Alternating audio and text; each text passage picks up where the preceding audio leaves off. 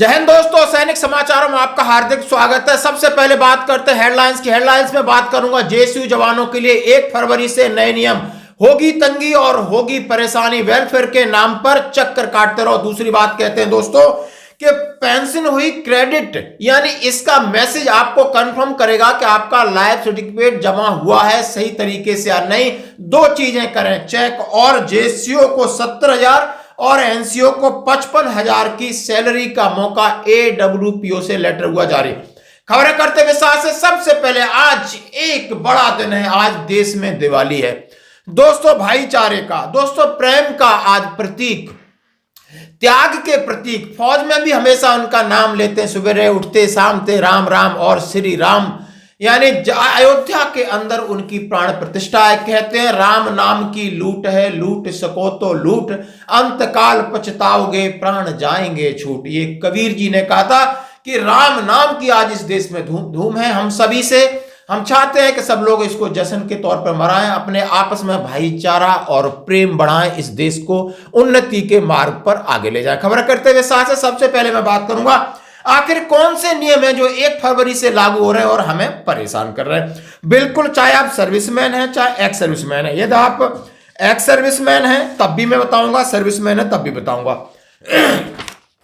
आवश्यक सूचना और इसका लेटर भी मैं आपके साथ शेयर कर रहा हूं। साथ साथ में आपको सूचित किया जाता है कि दिनांक 1 फरवरी 2024 से आश्रित कार्ड, डिपेंडेंट कार्ड के द्वारा मिलिट्री हॉस्पिटल में इलाज नहीं किया जाएगा। 1 फरवरी 2024 से मिलिट्री हॉस्पिटल एमएच में अपने आश्रित को दिखाने के लिए मेडिकल इंटाइटलमेंट सर्टिफिकेट एमएसी बनवाना अनिवार्य है। यदि किसी जेएसयू जवान को अपने माता पिता का इलाज मिलिट्री हॉस्पिटल में करवाना है तो अपने माता पिता का आय प्रमाण पत्र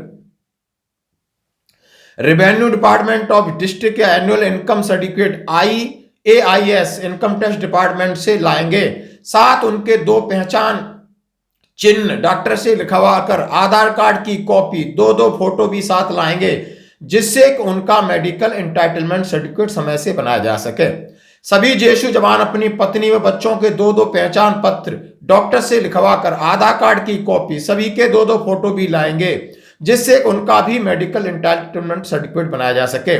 जो भी जेएसयू जवान छुट्टी जाता है वह ऊपर दिए गए दस्तावेज लाकर अपने माता पिता, पत्नी, बच्चों का सर्टिफिकेट बनवा लेंगे, जिससे कि उनके माता पिता और बच्चों का इलाज में कोई रुकावट ना आए। भाई ये तो है नोटिस बोर्ड, है ना। समझ सकते हो ये कितनी बड़ी परेशानी आप लोगों के लिए। और आपने देखा होगा कि ये लेटर जैसे निकला है, मैंने आपको बताया है, पीछे लेटर भी दे सकते हो कि एमएसी उन्होंने बोला है medical entitlement certificate, inter medical entitlement card for serving personal dependent beneficiary entitled to medical treatment in service hospital. इसका एक लेटर है जो मैं आपके साथ शेयर कर रहा हूं दोस्तों। और अब आपको क्या परेशानी होने वाली है कि आप इनकम सर्टिफिकेट लाइए, उनकी फोटो लाइए, उनको 9,000 रुपए का रखा है कि महीने से ज्यादा है तो नहीं मिलेगी। ये चक्कर काटने वाली घोर समस्या, इसके लिए ग्रेवियंस डाला है। इससे पहले एक्स सर्विसमैन भाई समझ रहे होंगे हमारे लिए इसमें क्या प्रॉब्लम। आपके लिए भी एक लेटर निकल चुका है और है 16 जनवरी 2024 के लिए। चाहे एमएच में इलाज कराओ सर्विंग में या आप रिटायर्ड होते, central organization ECH adjutant general branch integrated headquarter of MOD Thimayya Marg 16 जनवरी 2024 का लेटर हर एक कमांड में सर्कुलेट किया गया है। Annual validation of ECHS membership of dependents by submission of life certificate and eligibility document by primary beneficiary. यानी अब हम कहां लाइफ सर्टिफिकेट डालें, तनख्वाह के लिए डालें, फिर ECHS में जाएं, अपने डिपेंडेंटों की हम अब इनकम सर्टिफिकेट लाएं, बच्चे कहीं बाहर पढ़ रहे हैं, अब इसलिए उनका 64 KB जिसके हमने पैसा दिया उसकी बर्बादी है और वो सब ब्लॉक हो गए हैं। हर जगह भीड़ की भीड़ लगी है, कोई सरकार सुन नहीं रही है। सरकार ने सोचा है चलो ये बहुत बड़ा काम हुआ, इससे बहुत बड़ा खर्चा बचेगा। हमेशा पैसा बचाने की बातें सरकार कर रही है और लोगों को तंगी आ रही है, उसके लिए ग्रेवियंस भी डाली है मिनिस्ट्री ऑफ डिफेंस को, ये भी बताएंगे।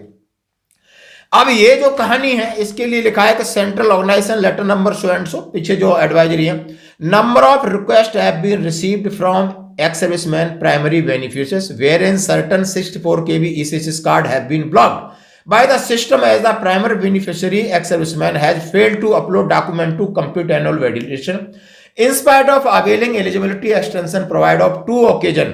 अब इन्होंने कहा है कि 64 KB बहुत सारे एक्स सर्विसमैन बेनिफिशियरीज का ब्लॉक हो गया है क्योंकि वो डॉक्यूमेंट अपलोड नहीं कर पा रहे। अरे आप लोग इतना ध्यान दे लो, आपने कितने पढ़े लिखे लोग हो, कितना आपने इसके लिए हेल्प सेंटर लगा रखी है। एक अपनी पेंशन लेने के लिए, अपना जीवन प्रमाण पत्र जमा कराने के लिए हमें बैंक के चक्कर कटा रही, स्पर्श कटा रहा है। आपने एक और तंगी पैदा कर दी है कि एक छोटी सी सुविधा आप हमें दे रहे थे, वहां भी आपने हमारे लिए एक बड़ी प्रॉब्लम खड़ी कर दी है। वेलफेयर के नाम पर आपने चाबुक लगाया है, लोग परेशान हो रहे हैं, ओआईसी ईसीएचएस के पीछे चक्कर काट रहे हैं, लोग इनको घुमा रहे हैं। आपने लेटर निकाल दिया है, फिर भी जिसको लगता है इस लेटर का जरूर फायदा उठा सकते हैं। उन्होंने कहा है कि OIC polyclinic second time eligibility, मतलब कौन कौन इसको एक्सटेंशन दे सकता है, खोल सकता है उस 64 KB कार्ड को, जब तक आप अपने जो कंसर्निंग डॉक्यूमेंट है वो जमा करा सकते हैं। Competent authority has approved last and final eligibility extension. उन्होंने एक बार और मौका दिया है कि आप अपने डॉक्यूमेंट अपलोड कराइए और इसको हर सालाना आपको एनुअल वैलिडेशन कराना होगा। और इसके लिए ये तमाशा, ये ड्रामा फिर शुरू हो गया है। एक्स सर्विसमैन ने क्या करना है और उसके बाद ओआईसी पेरेंट पॉलीक्लिनिक ने क्या करना है, डायरेक्टर रीजनल सेंटर में क्या करना है, एक्शन बाई सीओ ईसीएचएस ने क्या करना है, और फिर जाके आपका कार्ड वैलिडेट होगा। यानी ये सारे लेटर आपको सैनिक जीवन वेलफेयर पेज पे मिल जाएंगे, जरूर अपने पास रखना। यदि आपको एमएसी बनवानी है तो उसका लेटर है, यदि आपको ईसीएचएस कार्ड 64 KB का ब्लॉक है तो उसको कैसे रिन्यू कराना है, दोनों आपको उसके ऊपर मिल जाएंगे। और तीसरा है जॉब का, यानी ये भी लेटर आपको उसी पेज मिल जाएगा। और इसकी कंप्लेंट भी डाली है दोस्तों, इन्होंने डाला है Why ex-servicemen are forced for validation income eligibility from 26 AS या income certificate and not the serving soldier for their dependents, 10 give step यानी मदरली ट्रीटमेंट लेट देयर। इन्होंने लिखा है, डिफेंस सेक्रेटरी को चिट्ठी लिखी है, सब ने कंप्लेंट ग्रेवियंस डाले जा रहे हैं एमओडी को कि आखिर ये जवानों के साथ, उनके डिपेंडेंट्स के साथ क्या ये तमाशा हो रहा है। इसकी भी एक लेटर है दोस्तों जिसका इस पर से ये मैसेज आ गया है कि उनकी पेंशन 31 तारीख को क्रेडिट हो जाएगी, वो तो खुश हो गए। उनको पता चल गया कि हमारा लाइफ सर्टिफिकेट का झंझट खत्म है, 1 साल के लिए आराम से बैठ सकते हैं। जिनका मैसेज नहीं आया है आखिर वो क्या काम करें, इसके लिए हम आपको एक एडवाइस दे रहे हैं। सबसे पहले पीसीडीएस से करें कंफर्म। आपको साथ 2 नंबर शेयर कर रहा हूं और नंबर है 053228000154 और दूसरा टोल फ्री नंबर है 1800180535। इस पर कॉल करें। अदरवाइज यदि आपके पास स्पर्श का आईडी है, स्पर्श का पासवर्ड है, तो जाकर के आप स्पर्श की वेबसाइट को लॉगिन करें। लॉगिन करने के बाद जैसे ही ऊपर आपने देखा होगा मैसेज आता है alert to know your identification अबलिक life certificate migration status, click here, वहां पर दबा करके भी चेक कर सकते हैं। जो फील्ड है, जो भी डाटा मांग रहे हैं आप उसमें प्रोवाइड करा दीजिए। अदरवाइज उसको पहले लॉगिन करिए आपका आईडी नंबर से और पासवर्ड से। लॉगिन करने के बाद आप माय डॉक्यूमेंट में जाइए, वहां पर जाकर चेक करोगे। चेक करने के बाद अंदर आपको दिख जाएगा कि आपका लाइफ सर्टिफिकेट नेक्स्ट कब ड्यूज है, यानी कंफर्म है। यदि लाइफ सर्टिफिकेट कंफर्म है, इस पर से मैसेज नहीं आया है तो कोई बात नहीं, आज या कल में सबके मैसेज आ जाएंगे। यदि आपको ऐसा लग रहा है कि नहीं मैं कहीं ना कहीं कंफ्यूज हूं, क्योंकि बहुत सारे लोगों को इस पर्स के बारे में उनके पास पीपीओ नंबर का पता नहीं। आप समझ सकते हो फौजी की कितनी अवेयरनेस है। दूर दराज इलाकों में लोगों को पता ही नहीं, मोबाइल भी इस तरीके का ऑपरेट नहीं कर पा रहे हैं, उनके बच्चे भी बाहर हैं तो उन्हें बड़ी परेशानी हो रही है। इसलिए एक बार जरूर अपना कॉल जरूर कर लें पीसीडीए में। जब कॉल आप लगता नहीं है, ये बात की शिकायत नहीं, आप कॉल करो और छोड़ दो, थोड़ा वेट कर लीजिए, कॉल आपका कनेक्ट होगा, पूछ लीजिए श्रीमान मेरा नंबर ये है, मेरा पीपीओ नंबर ये है, आर्मी नंबर ये है, सर मेरा इस पर से मैसेज नहीं आया पेंशन का, जो कि मेरा हमेशा आता था। वो बता देंगे नहीं आपका लाइफ सर्टिफिकेट भी डन हो चुका है और मैसेज नहीं आया, तो आपकी पेंशन में कोई परेशानी नहीं होगी, ताकि आप निश्चिंत चीज से यह रह सकें कि बहुत सारे कॉल हमारे पास कल से आ रहे हैं, सर मेरे पास मैसेज नहीं आया, तो कोई बात नहीं, घबराने की जरूरत नहीं, ये कार्रवाई आप जरूर करें। धन्यवाद। आगे बढ़ते हैं। Ex serviceman special service proposal for JCO and NCO at Bangalore. Bangalore की एक चिट्ठी है, एडब्ल्यूपीओ जयपुर से निकली है, उनका नंबर है। नंबर पे पहले ऑथेंटिकेटेड नंबर लग रहा है और जरा क्या क्या है, क्यों उन्होंने कहा है कि मैं जेसीओ को 70,000, एनसीओ को 55,000 तनख्वाह दूंगा, आइए यहां नौकरी करिए रहने खाने की सुविधा के साथ।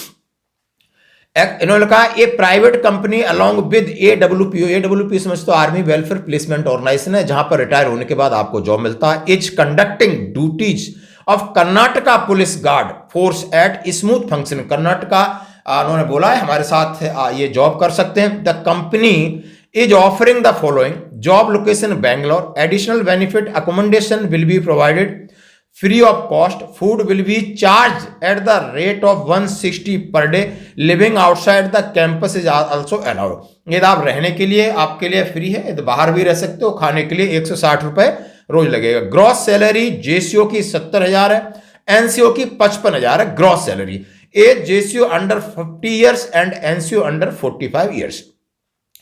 Medical category shape 1, preferably NSG tender qualifying in the weapons tactics bomb disposal. आप समझ सकते हो इस तरह आपके पास WT कोर्स है और इस तरह आपके पास WT FAFC जो हम करते ही हैं, या आप NSG टेंडर रहा है तो आपके लिए ज्यादा प्रवृत्ता। Leave total days of leave in 1 month 2 days of paid leave per month other than Sunday and gazetted holiday. 2 दिन छुट्टी मिलेगी गस्टेड हॉलीडे के अलावा। Interested ex serviceman are requested to submit their resume willingness on ro.jaipur@awp.in। इसका contact number लिखा है, email ID लिखा है। For more detail sponsoring their name of the employer नीचे लिखा है। यदि कोई भाई जाने के इच्छुक हैं तो एक बार इस नंबर पर कॉल करके पूछ सकते हैं। आपको सैलरी हमने बता दी और ये लेटर भी आपको सैनिक जीवन पेज के ऊपर मिल जाएगा। आज की खबरों में इतना ही, बने रही हमारे साथ।